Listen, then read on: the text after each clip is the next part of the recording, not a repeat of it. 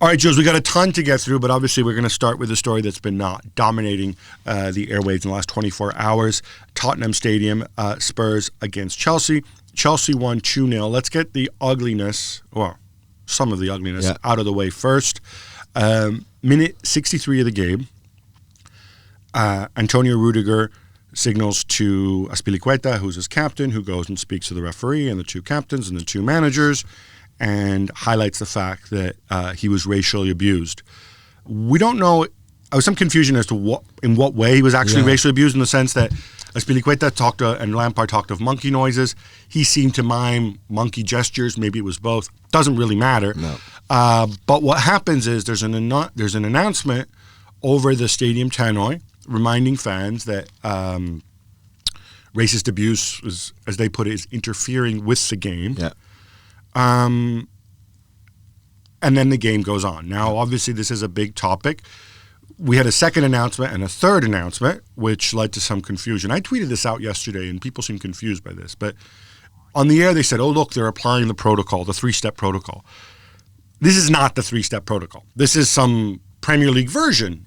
In Premier League, they like to go and make their own versions of things. The same way they have their own version of VAR. Like, I don't have a problem, right? The three-step protocol is a suggestion from FIFA and UEFA about how you should handle these things. Yeah. It's not Moses coming down with the 10 Commandments, right? However, I think if it's not the three-step protocol, we shouldn't call it the three-step protocol. Different, and they have different rules. In Italy, it's slightly different. They moved it to a two-step protocol. In Mexico, they apply things a little bit differently. Had they applied the three-step protocol, the announcement over the tannoy would have been, there's been a racist incident. If it continues, or if there's a second one, we will suspend the game. Instead, what happened is they kind of repeated the same announcement 3 different times, leading to all sorts of confusion over whether there's been different ones, because at the second one, you're supposed to suspend the game. Yeah. I ask this again. Why? I don't know why. I don't know why they don't follow the same rule as everybody else does. And we saw it with England as well, when they play in Bulgaria, where the UEFA, in that sense, protocol was applied and implemented, and so people in this country knows about it because it happened to their own national team and to their own players before. And yet, I suppose even the message that they put out over the tannoy, instead of saying that a Chelsea player have been racially abused and that has to stop, otherwise the game would be suspended, they went on like, oh, it's interfering with the player. Let's remind you that these things. You didn't know at that point whether it had been Chelsea fans racially abusing some of Tottenham's players of colours, right? Yeah, we had no idea. What gets me is that Kikera, which is we're all familiar with it. Yeah, we're familiar with him. Put a statement out saying like, we applaud the attitude of the referee who took the protocol. What do you mean? What's there to applaud for? He's doing his job. That's the job he's doing. Like what? We should thank him for doing his job. Oh, well done for. Well, that referee, by the way, Anthony Taylor, even though he had some. He had a shocker. He had a shocker yesterday. He's a highly, he's still relatively young, highly respected referee. I think it's the least that we can expect from somebody. If a player goes and says, "I've been racially abused," the referee goes to the match delegate. But here's my thing.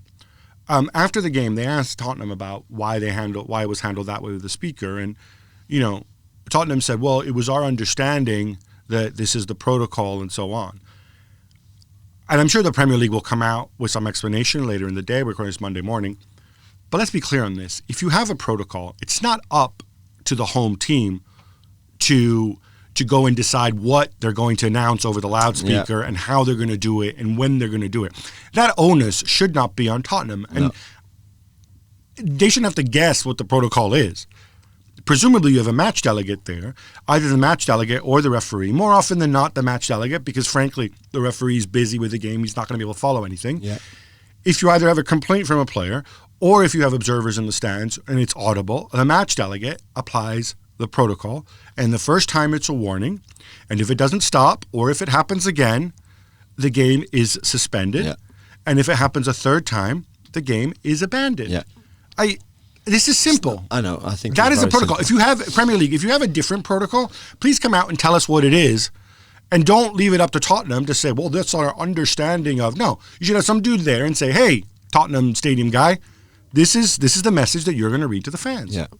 I know. I don't know. Maybe they were not ready. Maybe Premier League clubs don't know exactly what to do. That's why maybe they had to improvise in a way. I mean, it's funny because I remember a black player being racially abused in a high-profile Premier League game 2 weeks ago at the Manchester Derby. Yeah.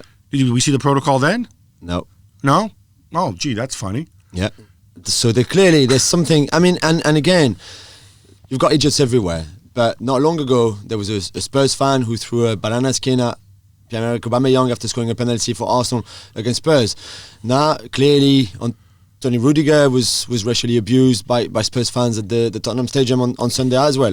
I think people have to. Okay, it's good that the protocol was implied in the way it could have been better, but in that way.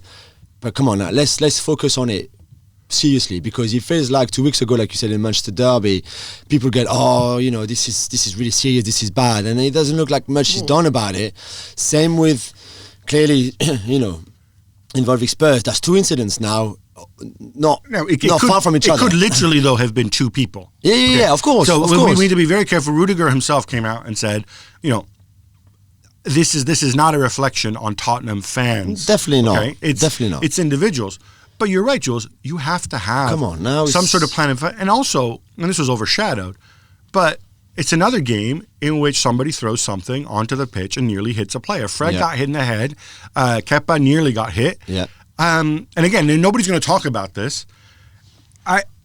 It's funny because I think because of the inaction thus far from the Premier League and from the FA, you get people coming out and saying, well, they should all just walk off the pitch, right?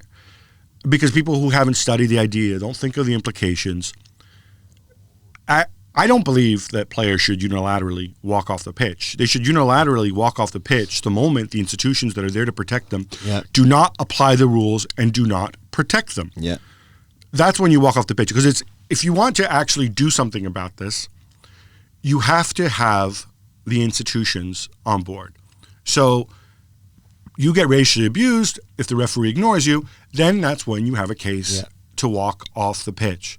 You can't just decide, we're not going to do it now without the institution's blessing. But the institutions have to have a mechanism to go ahead and to do that. And I don't want to believe, as we heard from Mark Ogden, that, it's because, it would spoil the TV product and whatever. I don't want to believe that. Nope. And I hope the Premier League, and I hope Richard Masters, if you're listening, I hope you mean it when you say it, that you're serious about this and you're going to go and do something about this. And one other thing. Yeah, but nothing happened to Man City. Not yet.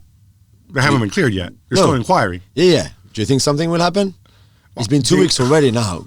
I would hope so. Country in Europe, I mean, and I said that because in France we have, unfortunately, a lot of those incidents where fans are being thrown stuff out all the time. And like we said 2 weeks ago, the stand is closed, and you play that game not fully behind closed door, but the stands were partial closure. Yeah, exactly. It's pretty standard. It's in a UEFA game as well. But I mean, I think this is where they need to step up to the plate with something concrete. And the other thing is, this really bugs me. 3-step protocol does not mean you have 3 chances to be racist. The next person who says that deserves a boot to the head or to be sent to some protocol re-education camp somewhere in China. Maybe they have spare capacity there. It's very simple. Simply because you have a protocol does not mean that the person who racially abuses somebody doesn't get punished. You still have cameras, you still have stewards, you still have witness reports, you still can file criminal charges against them if they violated the law. You can ban them from life. All this stuff has to happen. All it does is to ensure that players can play the game without suffering racist abuse. Okay? So just stop it with these stupid slogans and pandering. All right. Whatever. You're good, man. Thanks so much for watching ESPN on YouTube. And for more sports highlights and analysis, be sure to download the ESPN app. And for premium content and live streaming, subscribe to ESPN Plus.